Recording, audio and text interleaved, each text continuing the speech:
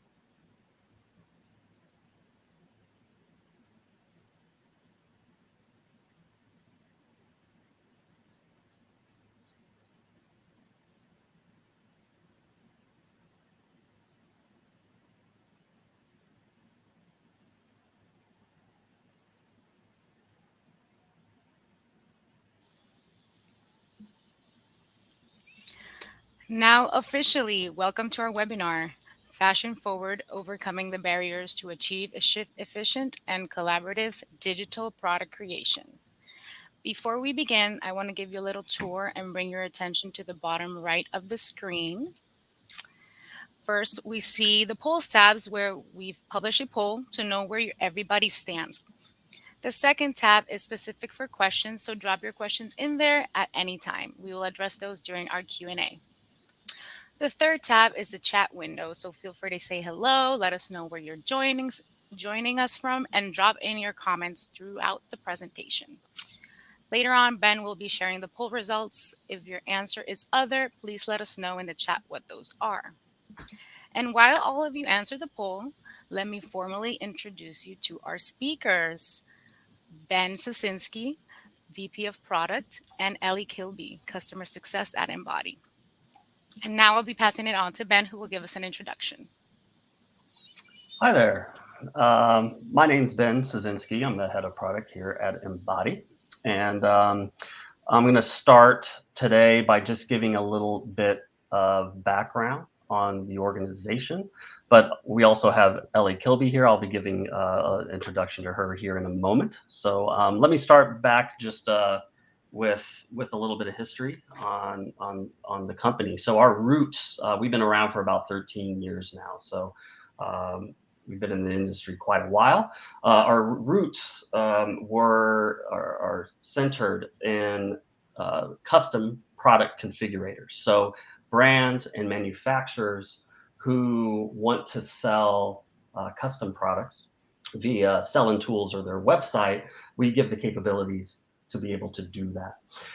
We did that. That was our bread and butter for many years. And then we discovered over talking with brands and manufacturers about just some of the problems that they were having, that there was a real industry need under a few key topics. One of them was that 3D was not scaling at the rate that it should. 3D authoring tools have been around for a long time, but still many brands and manufacturers were just not leveraging them or finding that their investments were coming along as they thought they would. The design teams in particular, I mean, the industry as a whole, the design teams, very siloed in their particular skill sets. So they were lacking collaborative tools to be able to communicate very well with one another. And from a sustainability perspective, there's just a huge reliance on physical samples. And so we were thinking, what can we possibly do to help solve these issues? So we developed a web-based platform called Orchids, and we believe that it is the future of collaborative digital product creation. DPC will be using that a lot today. And it addresses all of the above issues. But we're not really here to talk about orchids specifically today. What we're going to do is Ellie and I are just going to have a kind of a candid conversation and talk about the recurring problems that we've seen engaging with brands and suppliers, and some of the solutions that we've come across or just been directly involved in providing. So here we have Ellie Kilby. Ellie is a designer that has just recently actually joined Embody, and she was actually an orchids user for several years prior to coming here, and she brings just real world experience to the table, and has been very successful in the transformation of design teams from their traditional workflows, pen to paper types of workflows, to more collaborative, engaging in these newer digital pipelines. So I'll let Ellie introduce herself and give a little bit about her background. So great, thanks for that, Ben. So just to go into a little bit more detail, I've worked in the fashion industry for over 15 years. I started out as a designer and worked my way up, going on to lead international teams of product developers and designers. I've spent the majority of that time living and working in Asia, working for major suppliers out of China and Sri Lanka. Now, this was an absolutely amazing experience because it meant I got exposure to a range of different product categories, customers, and different ways of working.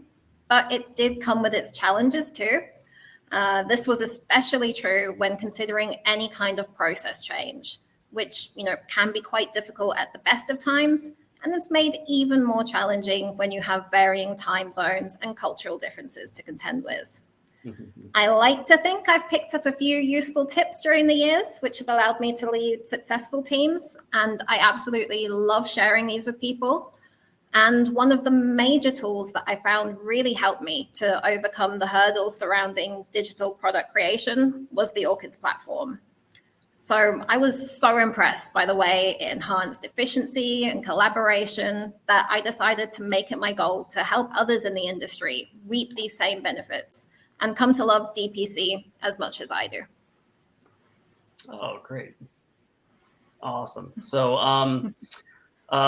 So just to let you know, before we start the conversation here, use the commenting section, not only to ask questions, but also just, provide your experiences, maybe some of the problems you've had, some of the solutions you have.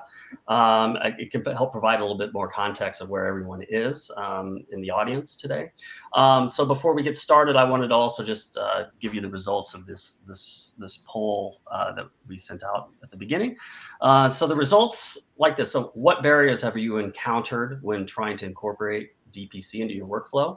The number one answer here was at 30%, the lack of resources. 20% of you said time-consuming training. Then it's difficulty in collaboration, 20%. 20% a lack of interest, and then all of the above is 10%. So nobody added their other, but that kind of gives you lack of resources being number one, and that for sure is what we hear a lot of from our customers. So thank you for that. So to get things started, Ellie, tell me, before we discuss the challenges, what are some of the benefits when compared to what we would consider legacy workflows? Sure. I'm probably not going to go into too much detail here, as I think most people that have joined today's session are already aware of what can be achieved through successful DPC, even if they haven't quite got to the stage where they're experiencing these for themselves. I think the first biggie is faster decision making and the ease of workflow all the way from development through to bulk. By identifying potential issues earlier, you can cut down a lot of back and forth and resampling later on in the process. Which brings me to my next point, which is a reduction in physical samples. Now, I'm not going to say no physical samples because that might upset a few people in our audience, but being able to achieve a right first time sample and eliminate the need for multiple remakes, it's just absolutely huge when it comes to time and cost savings. This then naturally links to sustainability, not only when it comes to considering raw materials, but also the reduction in washing, dyeing, and other harmful processes, as well as far less couriers, which are being used to ferry these samples between suppliers and brands. You're able to offer more options up front, again, without having to spend huge amounts of money on fabrics, trims, sample making. So when all of these benefits align, you should be left with a much more efficient workflow, less waste, and potentially shorter lead times, which everyone wants at the moment. Great. So what are some of the challenges that are inhibiting teams from reaching what you would consider an ideal state?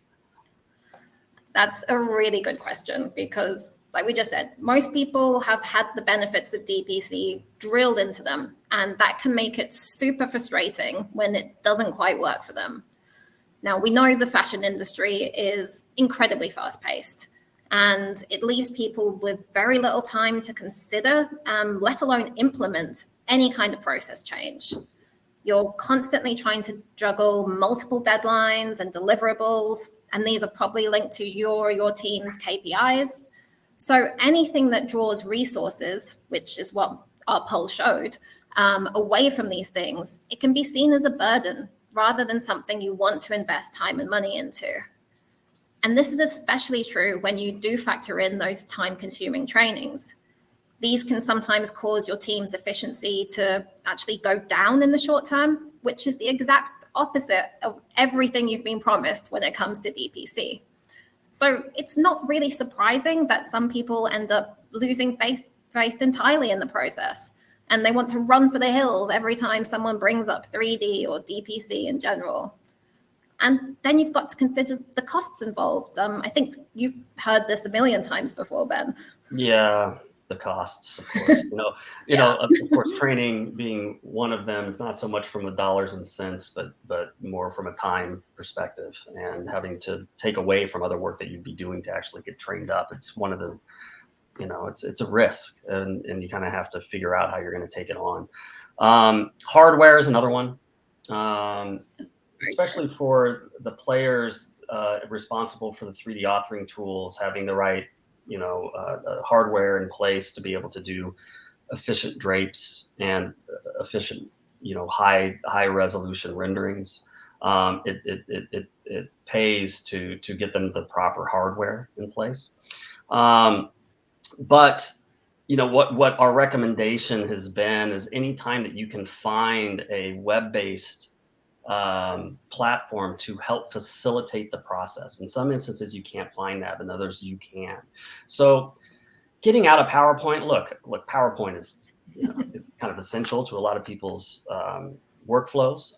But getting out of PowerPoint, these desktop solutions, they're just not typically very collaborative. And if you can kind of transform to being able to take on more web-based, cloud-based, browser-based platforms, these are more naturally built to handle collaboration. They're typically they're easier to use. They take less training, and they just provide a space where people can get together more efficiently and effectively. So, for instance, Miro is a platform out there that's really good at creating these whiteboards that allow just creativity to happen and just in a browser, and then allow other people to come in and collaborate. In Orchids, we have a place called Spaces that works a lot like that too, these infinite whiteboards. But what Orchids does is allows you to leverage your 3D assets to create these 2D presentations to deliver to your customers or internal teams. Again, providing the means to be able to comment and collaborate more efficiently there. So anytime that you can take these on, these are some of the costs, but they really do help facilitate this togetherness and facilitating just more collaboration and efficiency. I think that's really valid, especially when companies are trying to consider what kind of DPC tools are right for them, which members of their teams should be involved, and in what kind of capacity. I think most companies, whether they're brands, suppliers, they're really trying to initiate digital workflows, but but sometimes they're just not aware of the most effective way to make this happen. Now, this could be because there's so many stages when it comes to developing a product, and there's always multiple stakeholders involved. So not only do you need to make sure that the right people have the right tools, but you also need to make sure that all parties are aligned to a new way of working, which can be tough. And even when you get all of this right and you have your amazing digital lineup in front of you, how do you then share this effectively between brand and supplier or to different arms of the business? Which I think, you've brought up some amazing points in terms of online platforms, things like Miro, and of course, spaces and orchids where you can share your 3D assets with your customers and throughout the company. So I guess whilst building the platform, you've had a lot of exposure to a range of different companies, all with their unique setups. So do you think there's any other challenges to DPC implementation that we haven't touched on already? Yeah, I can think of a few, and maybe I should have brought this first one up as part of the cost as well, because there's a cost associated with this. But digital materials, they're a big topic and a big challenge. Where do I get my digital materials from? So if you have access to your physical materials, then there are scanning solutions out there. Scanning. There's companies out there that provide like Vizu that provide scanners that you can actually purchase and have in house, and run your materials through them. And what they do is they provide the means of getting high resolution 3D capable digital materials that also have their physical properties associated with them. And when you take those materials and put them into the 3D authoring tools, that provides the information for you to get a real natural, realistic drape. And the drape is so important to being able to make real decisions on your designs. And so, there are these scanners out there that help, that facilitate the ability to be able to do this. But if you're getting your materials supplied and you want to know what those materials are like even before you have them physically, on site, there are companies like Swatchbook out there, and we have a partnership with them, and they are a company that connects manufacturers with and brands with material suppliers. So they help provide the suppliers with the means to get their products digitized, but then they also provide a kind of a marketplace in which brands and manufacturers can go out to suppliers and sample their digital materials, bring them in, test them in the 3D authoring tools, and if they like them, they can use Swatchbook to also help facilitate the purchase of those physical materials. So that's just an example of some of the solutions out there that help this real challenge, which is getting digital materials to help facilitate your DPC workflow. Another one, which I hit on earlier because it's our roots, are on-demand products. On-demand is just really, really challenging to do at scale. You can do it with a few products pretty easily. But as you try to scale, if this is something that a brand or manufacturer wants to do, it's very challenging. First you need a digital product, and in simple use cases, you can do a T-shirt. You could have a front and a back, photograph, and then kind of transpose things on top of it. But you need a front end experience to do that as well.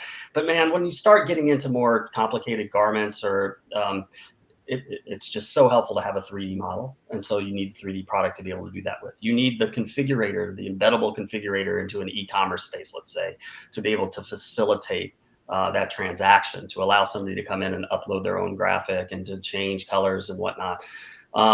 So, you need the tool to be able to do that. You need a tool to be able to input the rules of the product. So, the different colorways that may exist for a particular material or the area in which you can upload a graphic, those need to be defined by somebody. So a product team needs to be able to input that type of information. And the last but not least, you need to take orders. So you need to take an order, and then that order needs to be passed on to the manufacturer so they can create that 1 or 5 products. And so all of that takes, tools to be able to do that. So thankfully, there are quite a few solutions out there that provide the tools to be able to make that happen. Orchids being one of them. We have a part of our platform that helps facilitate this, and you can purchase that through some of our more premier plans that we have. But thankfully there's solutions out there. But really, in the end, it's a challenge, but really also an opportunity to expand your DPC efforts. So maybe this isn't something that you're thinking about now, but maybe further down the line, you're actually creating these models. What else can we use them for? That is, a real possibility. So that's that on that. So let me ask you the next question. How have you led your design teams to be more successful in DPC? And what are some of the biggest challenges you've come across? I guess the biggest challenge for me was overcoming that stigma that is associated with DPC. And to do this, I kind of had to make sure, as I was talking about earlier, that I aligned the right tools with the right people. Because in my experience, even when designers are super excited about the prospect of working in 3D, they can quickly become disengaged when they end up having to work with 2D patterns and draping, which is really hard, and it's not in their area of expertise. Even I had a moment a few years ago when my laptop almost went out of my window. I'd spent hours working on the product, hit that simulate button, and all my pattern pieces nicely fell to the floor around my avatar. It was just so disheartening, really. So really, the best people to create your 3D models are your 3D technicians, as that's what they've trained for, and that's what they're experts in. However, when you leave this solely in their hands, you end up with a lot of back and forth between the 3D and the design teams, or in some cases, you end up with two people sat on one computer working on the same product at the same time. And now this isn't great at the best of times, but when you start to factor in time zones, you can be waiting a day or so for a change which really should have taken a couple of minutes. And that's when people start to fall back into their initial ways of working and saying, oh, I'll just change it in Illustrator. Also, when you have 3D technicians, tasked with creating multiple colorways or print options for the same garment, that can create a major bottleneck, and it reduces their capacity to be able to work on any new shapes, which is where their skill set is really, really crucial. So this is why I found Orchids to be a game changer, really. It allowed everyone to focus on what they were best at. Meaningful collaboration happened. And, we were also able to empower our customers to work and interact with 3D models in a way that they hadn't been able to previously. They were either able to make design changes themselves, or they could go into spaces and do their range planning or build their lineups directly in the system. So I think, once we were able to break down those barriers, everyone started to love the process and really experience those benefits for themselves. So I have a question for you, Ben. In your experience, have you found a difference between small and large companies when it comes to successful DPC integration? And who do you think are the ideal people to get in a room when trying to implement any kind of process change? Yeah, obviously, the smaller organizations are going to be easier to bring on board. There's just fewer decision makers, and the people in the process, they're more, there's just fewer people involved and fewer people to get on board.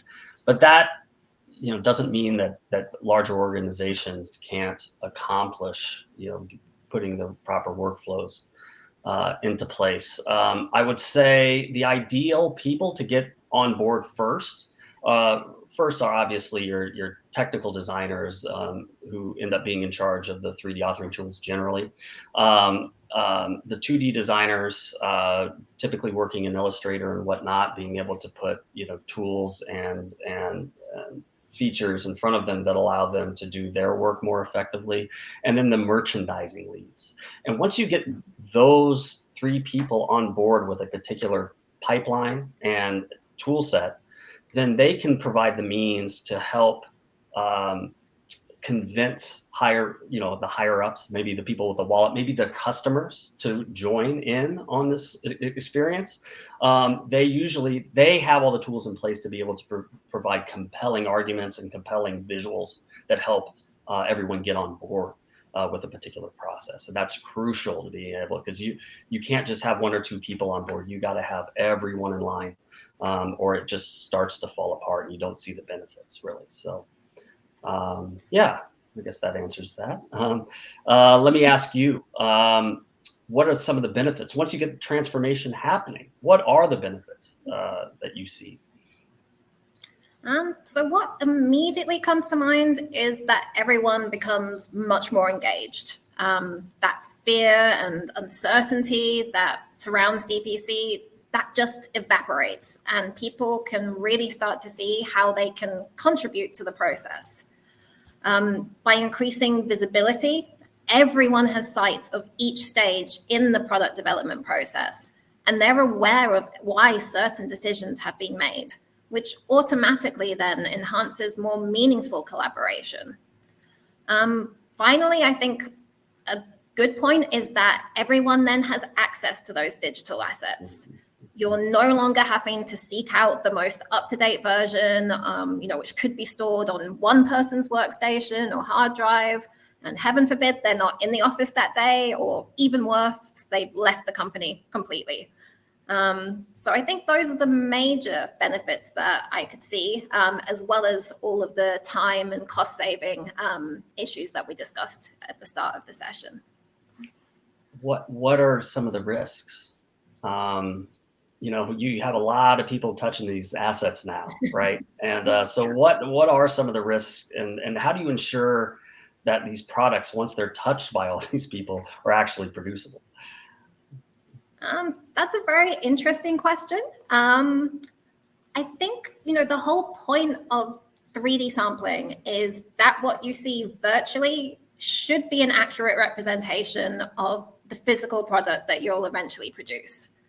So I believe that by allowing more people to collaborate on these assets, it doesn't really put the bulk feasibility at risk, but actually it increases the awareness of what can and can't be done. It shows everyone can see what looks good, and it also exposes any potential issues at a much earlier stage in the process. So I think it's not so much of a risk as more of a benefit by getting more people involved. So yeah, I think based on this, you can see that you and I are obviously sold on the idea of 3D and digital product creation in general. But I think, there are still some people in the industry who are quite resistant to its adoption. Are there any arguments that you would make to change their mindset? Yeah, I would say, first of all, it takes a leap of faith to get over the stigma. You mentioned this earlier, the stigma that decisions can't be made unless you have a physical product in your hands. There are situations where, of course, you need physical products, maybe couture or something like that. But in the case of, let's take carryovers, and we recommend carryovers as being a really good place to start. These are products that have been made, sold for quite a while, and so people are very familiar with the silhouettes and the physical aspects of the product, and really you're just selling new colorways and new graphics and prints and whatnot. So this is a great place to start. One of our customers that started to kick this off and wanted to see the benefits, it was immediate. Even just in the pilot project to get things kicked off, they picked one customer, one season, and they were able to reduce their physical samples by 400, just in that one pilot program. And that just shows you, once you take on the assumption that you can actually make decisions and approve products without actually having it in your hands, get over that, then you will immediately see the benefits of it. Another one is it's hard to see the benefits unless you try. And sometimes the benefits aren't very obvious until you get further down the road. So for instance, another customer, so once the products were approved, they had to sell them in the stores. They were packaged and they needed imagery to put on the packaging. So this would typically be done using a photographer. So you create the physical sample of the approved product, maybe several of them, have them shipped somewhere. The photographer needs to be on site. They take photographs of them, and then there have to be the work to create the packaging. And so somebody raised their hand kind of in the middle of the process and was like, why are we hiring a photographer for this? We have the renderings. They're good enough, really. And everyone raised their hand and said, yeah, that's right. They are good enough. Let's just use these assets to put on the packaging. And then like that, just like that, the photographer was cut out. And think about how much time that saves and energy. It's not just hiring the photographer, it's getting them scheduled and all this kind of stuff. So that's just a really good example of a benefit coming, later down the road that you didn't even know it existed. And last but not least, it's just happy employees. It's easier to communicate. You get faster feedback. Your employees get to see their products in a new light, and that's really powerful. And then also just personal growth. You're not feeling like you're being left behind in the industry. Moving in this, you're learning new things. You're empowering people. I mean, there's so many benefits to the employees themselves.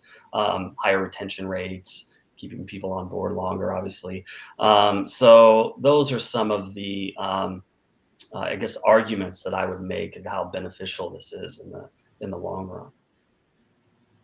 I think they're all great, especially when it comes to personal growth and feeling that you're not left behind. Everyone wants to learn in this industry. Of course. Yeah, absolutely. Yeah. Yeah. So let me ask you another one. We're kind of starting to run out of time here, so maybe this is the last one. There are more brands and retailers than ever, kicking off DPC. Why now? Why is this happening?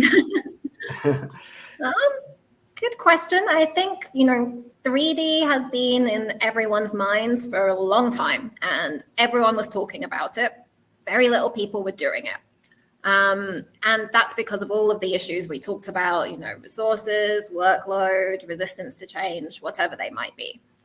But I think the biggest game changer was COVID, where, everyone shut down for months. People weren't being able to get those physical samples, which they so relied on. And even when factories and sample rooms were back up and running, the supply chain was facing major disruptions and delays. So this kind of allowed the fashion industry to take that step back, breathe, and really consider a new way of working and experience the benefits of digital product creation for themselves and firsthand. No longer was someone telling them what they were. They actually could see what they were. They were seeing something tangible. And, even after COVID, the market over the last few years has been crazy turbulent. Getting accurate year-on-year sales data has been tough, if not impossible. And this has made brands and buyers quite cautious when it's come to making decisions, especially when it comes to product they're trying to test or longer lead time product. So anything that really allows them to be able to make decisions as late as possible in the process without impacting the landed delivery date, that's going to become ever more important, which of course relates back to digital product creation. Great. Well, how about we do one more? We got one more. Okay, can I do one for you? Yes. So I do think the industry has come quite a long way in the last few years when it comes to digital product creation. But what do you think the next steps could be in digital transformation? There's lots out there. I think some of the biggest ones that I see are, at the top, this is one that's been around for a while, but I think it's getting legs in a different way now. So AR, augmented reality. Typically in the past, I haven't been super big on AR. I think it kind of, the implementation needs to be there. It needs to be right. And most of the experiences I see are kind of cheesy, I think.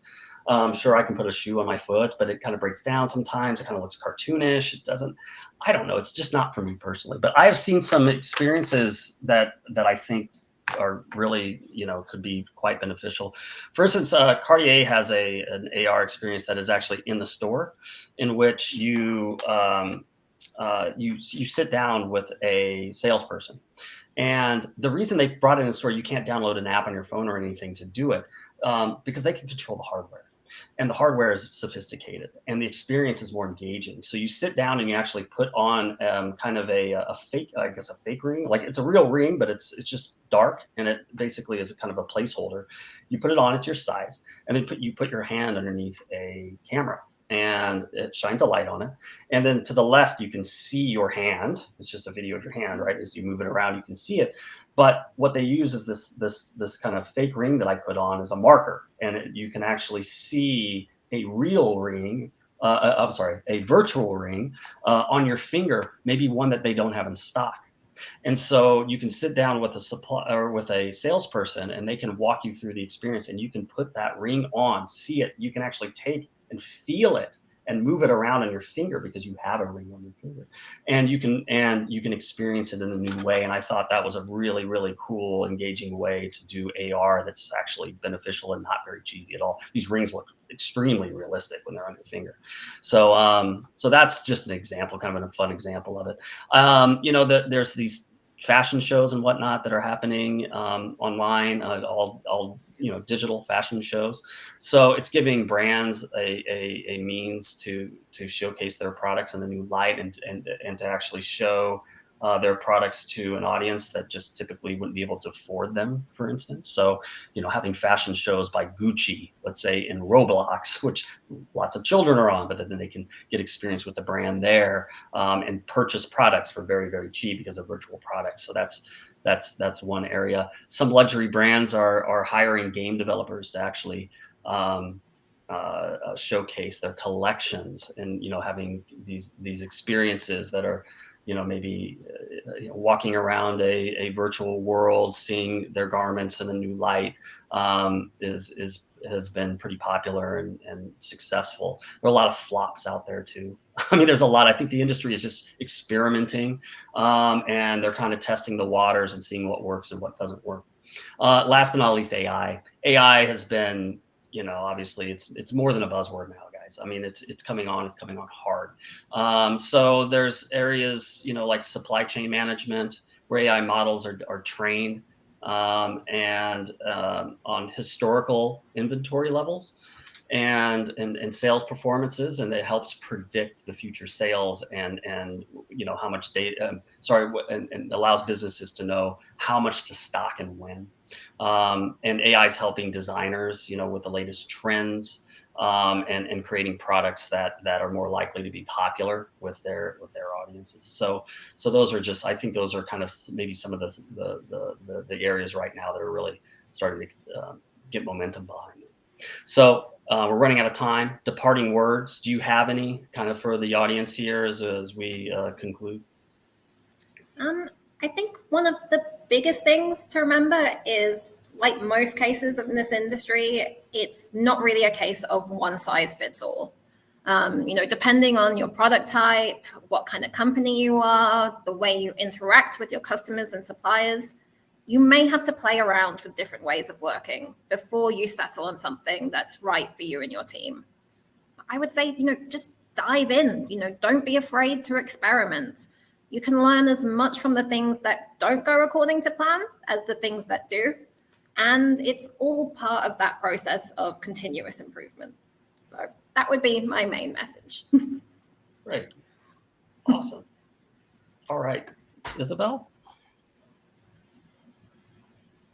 Hello. Can you see me? There we go. Well, thank you so much, Ellie and Ben, for such an insightful discussion. With that, let's open up the floor with our Q&A. I see we have a question here. It says, what differentiates Embody 3D software with other software like Clo 3D and Optitex in the market? Oh, that's a great question. I'll take this one. We're web-based and we're platform agnostic. So I think those are two of the most differential. So Orchids leverages 3D models from the authoring tools. So without the authoring tools, the value of orchids goes down substantially. So we need those 3D models in the platform. But once they're there, you can expose it to a whole lot of different user types. So designers can come in, they can basically colorize the models and place prints and graphics on top of those models in a browser. So they don't need to download hardware, or I'm sorry, they don't have to download software. They can just have access to it right then and there. And then because those assets are being developed on the web, I mean, they're there for sharing, right? So we provide the collaboration tools and the ability to be able to get those models out to either customers or internal teams to help collaborate with. And when I said platform agnostic, if you're a manufacturer, let's say you have some brands that are using Browseware, other brands that are using Clo, and they're demanding you use those tools, you have one collective area that everyone can go to actually experience and share those models once those 3D models are created in those authoring tools. So yeah, I think that's probably a decent summary of the differences. Awesome. We have received a question separately via email, and it says, we would benefit from all of our team and clients to work and make decisions digitally. How can we overcome the barriers of people with different areas of expertise being able to work digitally? I'll let Ellie take that one. So I think, again, it's about just trying things out, breaking down that stigma. Not every solution is going to be the right for each person. So I think once you understand what you're trying to achieve with your digital product creation and aligning the tools with the right people, like we were discussing before, understanding what work needs to be done by your 3D technicians, what ways your designers can interact with those models, when, say, your merchandisers or marketers need to get involved and have access to them, and really define your workflow and where it needs improvement and how that can be enhanced by digital product creation. Only then you can start experimenting with what's going to work right for you. Awesome. And I have one in the chat. I believe Ben already had answered it. But it says, is there hardware required for Embody platform? Well, you need some sort of computer, but because it's browser based, it works on low powered machines and also on mobile as well. So you can share products via a simple link, and then somebody can pick up a model plus all of the different colorways or variants of that product and spin and zoom as well. So it works on basically any device. Awesome. Well, that concludes our webinar. We've run out of time today. We really hope this webinar was of insight to all of you. And just a quick second, I want to share my little slide. Okay, there we go. And I want to thank you all for joining us today, and we hope to see you for our future webinars. Thank you so much for joining us. Did everyone hear me? We're good?